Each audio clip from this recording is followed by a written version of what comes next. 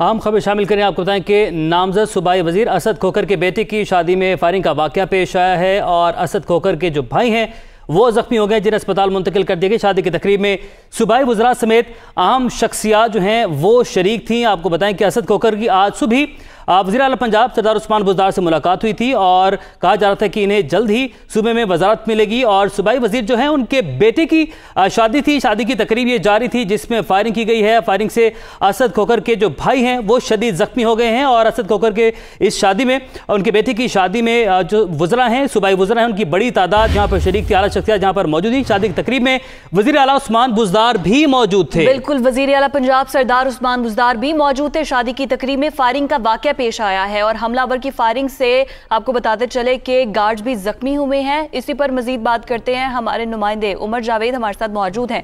उमर, मजीद इब्तदाई तौर पर क्या रिपोर्ट्स हैं आपके पास?